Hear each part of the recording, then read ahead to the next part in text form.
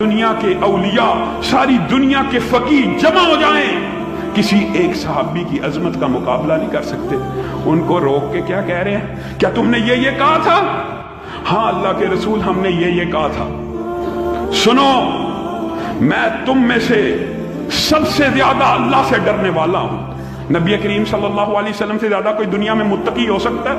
کوئی ان سے افضل اعلیٰ ہو سکتا ہے؟ میں سب سے زیادہ اللہ کا خوف کرنے والا ہوں۔ سنو، میں رات کو سوتا بھی ہوں اور رات کو قیام بھی کرتا ہوں، میں روزہ رکھتا بھی ہوں، میں پیر کا روزہ رکھتا ہوں، پھر منگل بدھ کا چھوڑتا ہوں، میں جمعرات کا روزہ رکھتا ہوں، جمعہ ہفتہ اتوار کا چھوڑتا ہوں، میں 13 14 15 تاریخ کے ایام 20 کے روزے رکھتا ہوں، باقی مہینے کو چھوڑتا ہوں۔ یہ جو تو نے سارے رات کے قیام کی بات کی، یہ جو تو نے سارے دنوں کے روزوں کی بات کی، میں تجھ سے زیادہ ڈرنے والا ہوں۔ یہ دو وہ تھے جنہوں نے اپنے فہم سے نبی کریم صلی اللہ علیہ وسلم سے زیادہ عبادت کرنے کی کوشش کی۔ نیت کیا تھی؟ نیک نہیں تھی؟ سچے دل سے بتانا، نیت خالص نہیں تھی؟ کیا چاہتے نہیں تھے اللہ ہماری عبادات کو قبول کر لے؟ یہی خواہش تھی۔ اسی لیے نبی کریم صلی اللہ علیہ وسلم کے معمولات پوچھنے گئے تھے کہ ہم ان کو اپنائیں، لیکن ان کے اپنے ذہن میں یہ بات آئی کہ اس کے تو اگلے پچھلے، ان کے تو اگلے پچھلے سارے گناہ معاف ہیں، ہم ان سے کچھ آگے بڑھ جائیں۔ دو کا ارادہ یہ تھا، اور تیسرے کا ارادہ کیا ہوا؟ ان دونوں نے دین میں زیادتی کی کوشش کی، اور تیسرے نے کیا کہا کہ میں شادی نہیں کروں گا، دین میں کمی کرنے کی کوشش کی۔ نبی کریم صلی اللہ علیہ وسلم نے کہا میں شادی کرتا بھی ہوں اور میرے پاس عورتیں بھی ہیں۔ پھر ان تینوں کو جواب دینے کے بعد جو الفاظ نبی کریم صلی اللہ علیہ وسلم نے کہے وہ دین ہے۔ نبی کریم صلی اللہ علیہ وسلم نے کہا فمن راغب عن سنتی، یہ جو میرے معمولات ہیں، یہ جو میری عادات ہیں، یہ جو میرے اطوار ہیں، جو ان سے اعراض برتے گا۔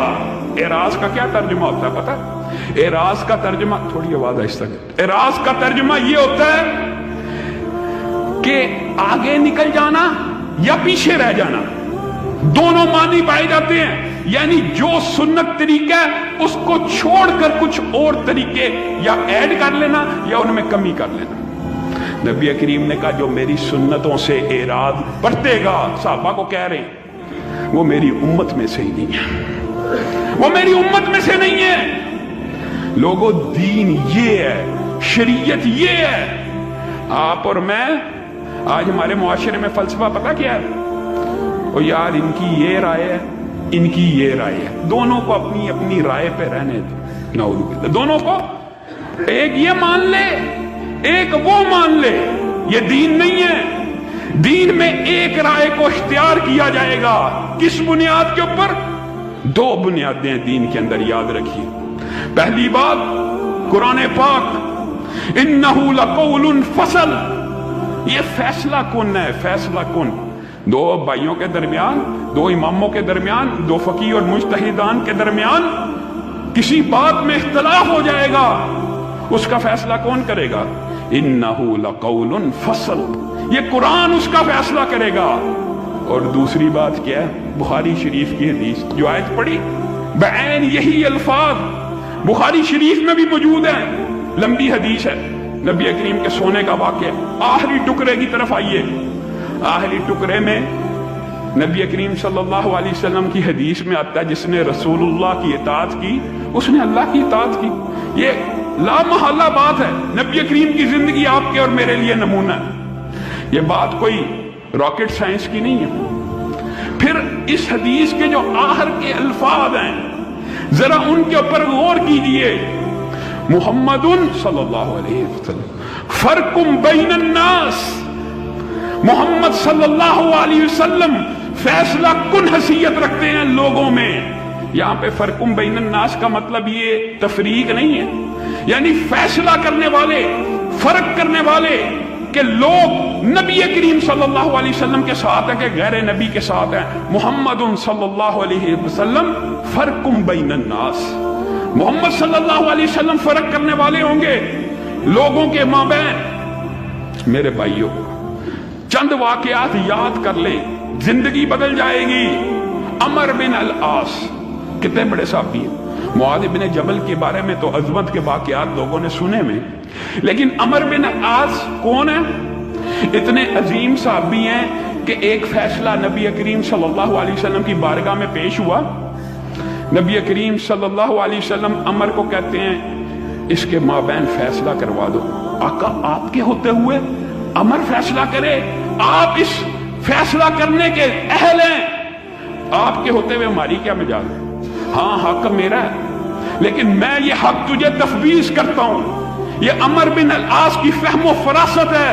नबी करीम सल्लल्लाहु अलैहि वसल्लम अपनी जिंदगी में, अपनी मौजूदगी में अमर को हुक्म दे रहे हैं, इनके माबैन फैसला करो। ताउन फैल गया, ताउन की बीमारी। अमर बिन अल आस इलाके के हाकिम है, ताउन फैल गया। सहाबा ताबईन अमर बिन अल आस के पास आए, क्या किया जाए? अमर बिन अल आस ने कहा, अल्लाह का अज़ाब आ गया, ऐसा करो, वादियों का रुख करो, नहरों का, दरियाओं का, इस वादी को छोड़ दो, दूर भाग जाओ। लोग सामान समेट रहे हैं, घोड़ों पे लाद रहे हैं, ऊंटों पे लाद रहे हैं, शहर से बाहर निकल रहे हैं। सामने से कौन आ रहे हैं? मुआद इब्न जबल आ रहे हैं। कहां जाते हो? ताउन फैल गया। ताउन फैल गया तो क्या हुआ? अमर बिन अल आस का हुक्म है, बस्ती छोड़ दो, निकल जाओ, यहां पे रुको, रुको, मैं अमर बिन अल आस से बात करता हूं। मुआद इब्न जबल अमर बिन अल आस के पास गए, कहा, तू लोगों को निकलने का हुक्म देता है? जी, तेरे पास क्या दलील है? अल्लाह का अज़ाब है, इसके अंदर हम अपने आप को मुब्तला क्यों करें? मुआद इब्न जबल ने कहा, यह दलील नहीं है, ये तेरी राय है, ये तेरा मशवरा है। अच्छा, आपका मशवरा क्या है? मेरा मशवरा कोई नहीं। नबी करीम सल्लल्लाहु अलैहि वसल्लम की एक हदीस मेरे पास है, जिस इलाके में ताउन की बीमारी फैल जाए, बाहर वाले उस इलाके में दाखिल ना हो और अंदर वालों को फरार इख्तियार करने की जरूरत नहीं। अंदर वाले फरार इख्तियार ना करें ताकि बाहर बीमारी ना फैले। अमर बिन अल आस जिद पे अड़ गए, दौरे हाजिर की तरह। आज हमारे मुआशरे में जिद, तासुब, अपने अपने इमामों, मौलवियों, फकीहों का इस कदर ज्यादा तासुब है। हदीस के मुकाबले में इमाम की बात नहीं छोड़नी। यहां पे अमर बिन अल आस जैसे ही हदीस रसूल सुनते हैं, कहते हैं इस हदीस को नाफिज कर दिया जाए। अमर बिन अल आस के फतवे को मुस्तरद कर दिया जाए, रुजू कर लिया। आज क्या होता है? दुख और अफसोस की बात है। कई मर्तबा दिल जख्मी होता है ये बातें करते हुए।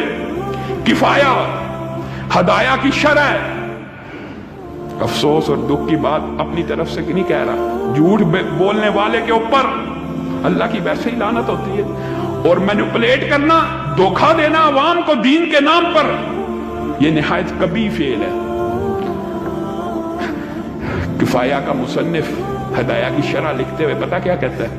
अपनी तरफ से इबारत भी नहीं गढ़ूंगा, सिर्फ उस इबारत का तर्जुमा आपके सामने रखूंगा। हदीस ला रहा है, हदीस ला रहा है, हदीस ला रहा है, और ला किस मसले पर है ये भी सुन लीजिए। नबी करीम सल्लल्लाहु अलैहि वसल्लम ने फरमाया, कोई बंदा हालत इहराम में फोत हो जाए ना, उसको जब दफन करना है उसका सर नंगा रखना है, उसका चेहरा नंगा रखना है। किस वजह से? क्योंकि ये जब क़यामत के दिन उठेगा तो ये अल्फाज मुंह पे होंगे, लब्बैक अल्लाहुम्मा लब्बैक। इसका मुंह नंगा रखो, इसकी ये शान और अजमत है, इसका सर नंगा रखो, ये हालत इहराम में है। हमारे भाई, दुख की बात है ना, ये हदीसें ला रहे हैं, ये हदीस सही, सही हदीस, सही हदीस, सही हदीस, सही हदीस। 20 हदीसें लाने के बाद आगे जुमला लिखते हैं, नऊज़ बिल्लाह, हमारा मजहब इन हदीसों के खिलाफ है। ये कौन सा मजहब है? दुख और अफसोस की बात है। आगे मुसन्निफ लिखते हैं, कई मुसन्निफ, इतने बड़े आलम दीन के मुंह से दुनिया से जाते हुए अल्फाज निकले, जिंदगी जाया कर दी। 14 बरस एक हदीस का जवाब तलाश करने में लगा दिए, 14 बरस ایک حدیث کا جواب تلاش کرنے پہ لگا لیے. یہ کون سا مذہب اور مسلک ہے کہ حدیث کے خلاف ہمارا مذہب ہے, حدیث کا جواب تلاش کرنا ہے. نبی کی بات آئے اسی وقت ماننے کا فلسفہ کہاں گیا, اسی وقت اپنانے کا فلسفہ کہاں گیا. اور لوگوں